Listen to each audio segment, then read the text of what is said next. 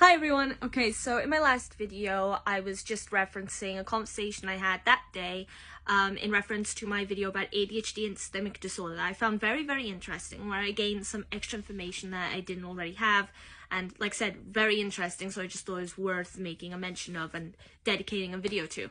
But this video is going to be about another psychiatric condition in reference to ADHD, this time generalized anxiety disorder, or GAD. Now, before I get into it, first off, I always got to mention, if you like the content and you want to see more, follow, leave a like, comment, questions in the comments and requests. I'm more than happy with both. Subscribe to the YouTube channel if you're interested, and repost the video if you don't mind. Anyway, so I'll just get straight into it. Now, I think I've already made a mention in a previous ADHD video, or I'm pretty sure anyway, that anxiety can play a major role in autism as well. Now, I have ADHD and autism, so anxiety is something I know on a very personal and intimate level, let's just say.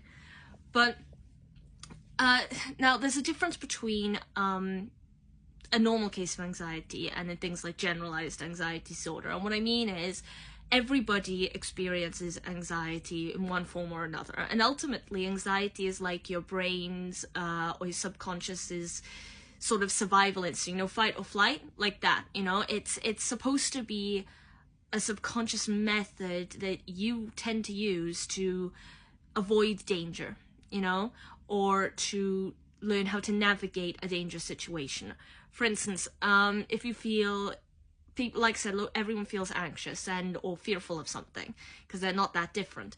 But so say if the dark makes you anxious, so when it gets really dark and you're walking around on your own, it makes you anxious, and it makes you sort of hyper aware of your surroundings, which is a good thing, because if it's dark, you can't see if someone's sneaking up on you, you can't see if you're about to walk into something, you're just more aware. Yeah, it's that kind of thing, fight or flight. If you're in a confrontation with someone, like an argument, and you start to feel anxious, it's like your brain and your body's method of telling you you're in danger, you got to make a decision. Are you going to stand up for yourself, or are you going to run away? Because those are the only two options that you have, because staying frozen in place isn't going to achieve anything.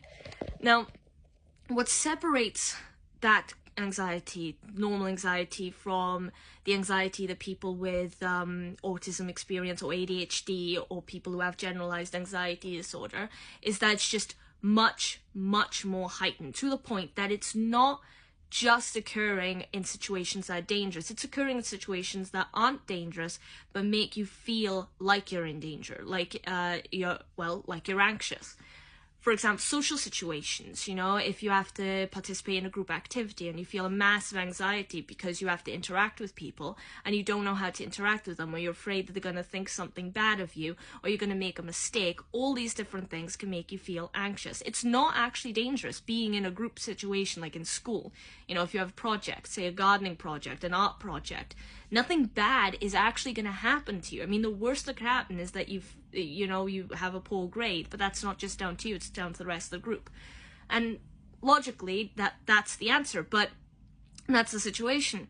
But your anxiety is so heightened that you can't help but worry about it all, and it'll make you not just anxious, it'll make you emotional, it'll make you fearful, it'll make you second guess yourself or doubt yourself, and it can make you cause you to make mistakes.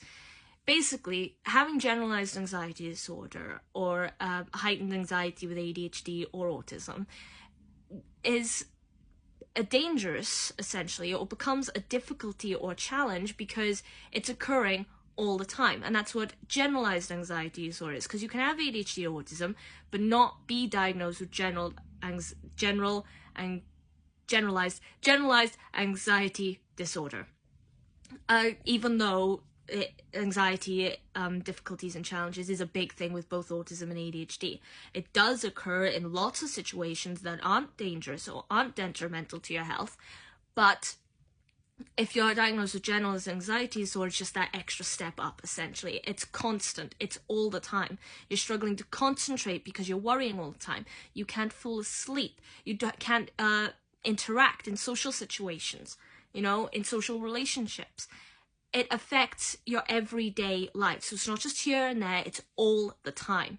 That's the difference. And I've come across several situations where someone who has experienced anxiety but doesn't have autism or ADHD or generalized anxiety disorder can't wrap their head around why it can be such a big deal in situations that to most people would seem undangerous and not that affecting to you as a person.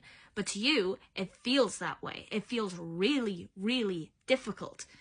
Now, and me, I think I've definitely mentioned before, at least in an autism video or something, that in my case, it usually, those mass amounts of anxiety usually occur when I get something wrong, or when I think I'm being an inconvenience to someone, and I don't want to be.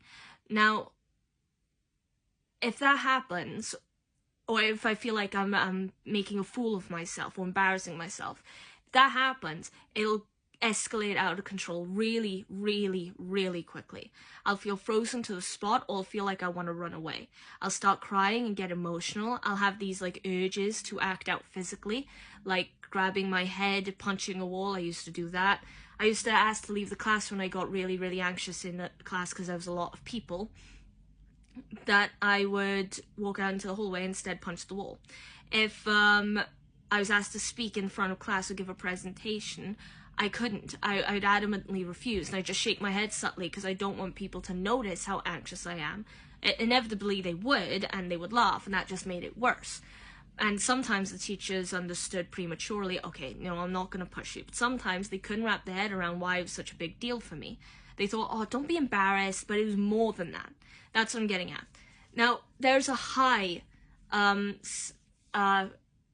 percentage of people who have ADHD and generalized anxiety disorder, because those two go hand in hand very, very easily, because they overlap a lot, especially in the concentration areas and in sleep. Like I've said before, I've done videos on how ADHD and autism affect your sleep. In my case, I struggle to sleep usually because my brain is either ticking over something that I've experienced in the day, or it's worrying about something that may not even be relevant at the time, but I can't stop. It's like a freight train, it'll keep going, and I have no controls. So that's what I'm saying. Now, generalized anxiety disorder, as well as ADHD, has many methods, to help you manage it or control it, essentially. Awareness or mental health awareness methods, and I mean things like, yoga or meditation, deep breathing, those kinds of things generally can be very effective to help with anxiety overall, but also with generalized anxiety disorder. It can feel like if you're diagnosed with something like that, you have no control and you just accept it, and then you just suffer all the time. But you don't have to, because there are medications to help, there are therapies to help. And like I said, there are methods like meditation to help. Sometimes people go, meditation is like, oh, I don't really believe in that stuff. But it doesn't matter. Give it a go, yeah, and see if it works for you. It might not, but that doesn't mean there isn't something else that works for you. Now, that's all I wanted to say about this one, because I think it is a big and important one, especially in this case in reference to ADHD, but also to autism, okay? Because that's the thing people need to wrap their mind around. There's anxiety, like everyday anxiety, and then there's anxiety of someone who's neurodivergent or someone who is diagnosed with GAD, which is much, much more heightened, much more detrimental to their daily life, and can very easily even lead to depression disorders. There's supposed to be, I believe there's a high percentage of people who, if they have ADHD and GAD, that also experience depression. So that's why it's important to find a good method that works for you, so then you can help cope, you can manage or control, and essentially just get a better effect out of life in general. Now, that's all I wanted to say about that.